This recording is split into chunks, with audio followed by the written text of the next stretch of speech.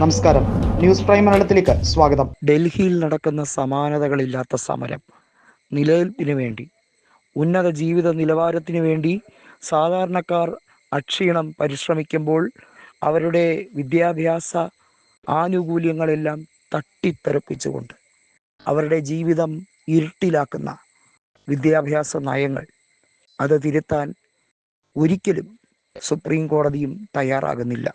കേന്ദ്ര സർക്കാരിന് കുഴലൂതുന്ന രാഷ്ട്രപതിയും സുപ്രീം കോടതിയും വാസ്തവത്തിൽ ചെയ്തുകൊണ്ടിരിക്കുന്ന തെറ്റായ നയങ്ങളെ എതിർക്കാൻ ആളുകളുടെ എണ്ണം കൂടി വരുന്നു.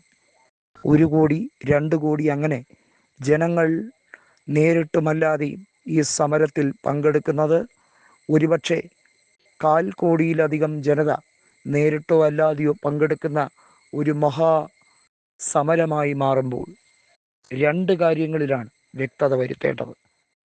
കേന്ദ്ര മന്ത്രിസഭ ഉടൻ പിരിച്ചുവിടണം എന്ന പ്രതിപക്ഷ നേതാവ് രാഹുൽ ഗാന്ധിയുടെ ആഹ്വാനം.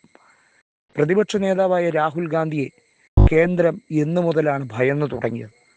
2024 പ്രതിപക്ഷ നേതൃസ്ഥാനം ഏറ്റെടുത്ത നാൾ മുതൽ സ്പീക്കർ ഓം ബിർളയ്ക്കും പ്രധാനപ്പെട്ട BJPയുടെ സ്ഥാനമാനങ്ങൾ വഹിക്കുന്ന പ്രധാനമന്ത്രി അടക്കമുള്ളവർക്കും വലിയ നെടുവീർപ്പാണ്. കാരണം മുൻപിരുന്ന രാഹുൽ ഗാന്ധിയുടെ അവസ്ഥയല്ല ഇപ്പോൾ എന്തിനും പോകുന്ന രീതിയിലുള്ള സമാനതകളില്ലാതെ ഒരുമിച്ച് നിൽക്കുന്നവർ, ഇന്ത്യ മുന്നണി എന്നോ എന്ത് പേരിട്ടോ വിളിക്കട്ടെ, ഒരേ കുടക്കീഴിൽ കൊണ്ടുവന്ന് അവരെ നിരത്തി വലിയ പ്രതിഷേധാഗ്നി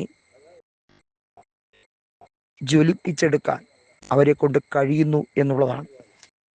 രാഹുൽ ഗാന്ധി ഇന്ത്യയുടെ പ്രധാനമന്ത്രിയായി കാണാൻ ആഗ്രഹിക്കുന്ന യുവാക്കൾ അവർ ഒന്നടങ്കം പറയുന്നു, ഈ സമരം ഞങ്ങൾ വിജയിപ്പിക്കും, അവരെ അധികാരത്തിൻ്റെ താഴേക്ക് നിലം പതിപ്പിച്ച് അവരെ എന്നേക്കുമായി ദൂരെ എറിയും.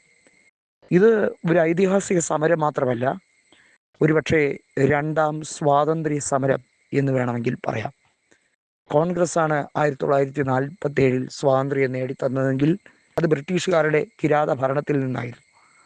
എന്നാൽ നരേന്ദ്രമോദിയുടെ ഏകാധിപത്യ ഭരണത്തിൽ നിന്നും നീണ്ട 12 വർഷക്കാലത്തെ തിരുവായ്ക്ക് എതിർവായില്ല എന്ന് പറഞ്ഞ് പാർലമെന്റിനെയും ജുഡീഷ്യൽ സംവിധാനത്തിനെയും എക്സിക്യൂട്ടീവ് സംവിധാനത്തിനെയും മുഴുവൻ ഉള്ളം കൈയിലാക്കി അർമാദിച്ച് സുഖലോലിപരായി ജീവിക്കുന്ന ഈ നെറികെട്ട നേതൃഭരണത്തെ താഴെ ഇറക്കാൻ കുറേ പാറ്റകൾ, അവരെ ഈയാമ്പാറ്റകളെന്നോ അവരെ ക്ഷുദ്രജീവികളെന്നോ അവരെ ശകുനം മുടക്കികളെന്നോ എന്ത് പേരിട്ട് വേണമെങ്കിലും വിളിക്കട്ടെ, അവർ തന്നെയാണ് ഇപ്പോൾ പ്രധാനമന്ത്രിയുടെ കഞ്ഞിയിൽ പാറ്റയെ തള്ളിയിട്ടിരിക്കുന്നത്.